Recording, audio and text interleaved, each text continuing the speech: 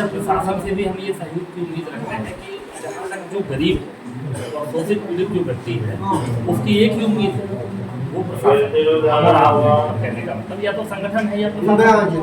ठीक है। अच्छा, संगठन की काम भूमिका क्या है? केवल आप तक बातों को सही तरीके से पहुंचाना, कार्रवाई करने का काम क्या है? प्रशासन का।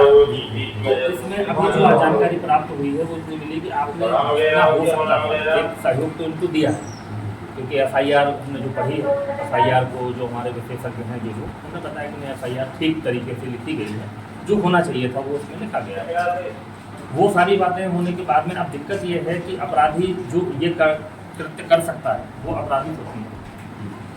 अब इस कृत्य के बाद अगर वो अपनी दूसरी भावना में आकर के अगर इनके साथ कोई दूसरी घटना कर देता है या मान लो जनहानि कर देता है कुछ, तो फिर अपने को खुद बाद में पछतावा होगा कि ये मतलब कैसे हो गया, क्यों हो गया। तो इसमें क्या कोई ऐसा व्यवधान आ रहा है कि अभी अपराधी की गिरफ्तारी है? आपको स्पष्ट बता हम इस आधार पर आधारित है, जैसे एक्स्ट्रा है जी, एक्स्ट्रा फ्रैक्चर आया है, की अच्छा, इनका एक और मैटर था जो इनका कहना था चेस्ट का एक्सरे का री एक्सरा अपन ने करवाया। मैंने बताया था सर कल आके कि दर्द हुआ है। अच्छा, जो एक्सरा आपने ये बताया 23 तारीख को मैंने बुलाया था इनको, ये बोले हमको पसली में सीना में दर्द हुआ, तो मैंने इनको तुरंत बुला के फ़ोन करके बच्चा फ़ोन किया, मैंने तुरंत एमएलसी पुनः जारी की और जिला कल की बात है ना, और तुरंत पुनः डॉक्टर से हमने एमएलसी करवाया। डॉक्टर ने तुरंत एक्सरे एडवांस किया, कल इनको भिजवा के हमारे एक्सएफआई के साथ एक्सरे करवाया है। एक्सरे के बाद इनके रिपोर्ट आना बाकी है, तो हमने इसमें लिखा भी है, ये पढ़ लो, रिपोर्ट आप प्राप्त है, प्रत्यक्ष से प्राप्त की जाती है, 2-3 दिन तो देता ही। अभी कहाँ अभी कल जी एडमिट की वहाँ पे एक्सरा एडवाइस किया था चेस्ट का, लेकिन वहाँ इन लोगों ने चेस्ट का एक्सरा नहीं कराया, हमने शायद प्राइवेट में कराया था। तो प्राइवेट वाला जो एक्सरा था वो आप ले आए थे, तो हमने यही कहा था कि उसमें अपन को रिपोर्ट लगेगा एडवाइज एक्सरे भर्ती दौरान ये इनने कराया नहीं था डॉक्टर के वहाँ, जैसा जो भी रहा जैसा भी उसको हो हमने जारी करके इस चीज़ पर छोटी सी जो कमी है, जब एफआईआर की गई थी, एफआईआर के बाद पुलिस के द्वारा जो मेडिकल कराया जाता है पुलिस मेडिकल के लिए नहीं गई साथ में, गए नहीं गए आपने नहीं बताया, आपने इनको भिजवाया था, एक पर्चा दे दिया था।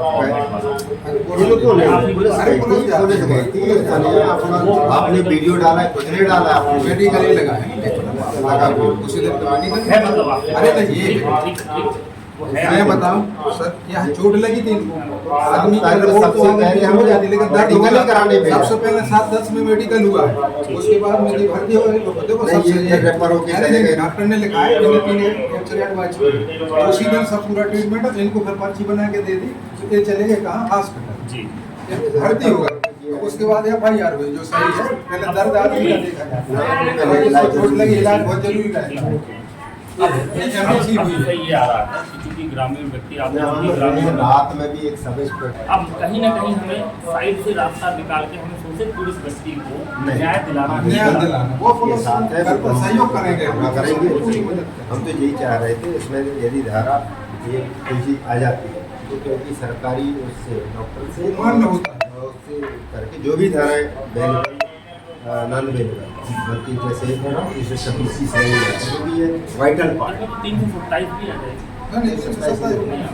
326 की धारा है 118 तो 34 सारे 34 को सहयोग हुआ नहीं, 34 सहयोग हुआ 102 होते हैं सामान्य, 34 लगे नहीं, इसमें 3-5 हो लगी है, 3/3-5 हो गया है।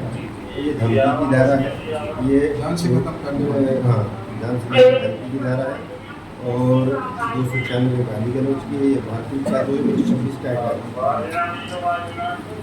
126 रास्ता होगा, 341 जो होता है उसके लिए धारा तो अभी क्या हम गिरफ्तारी की श्रेणी में पहुँच पाए?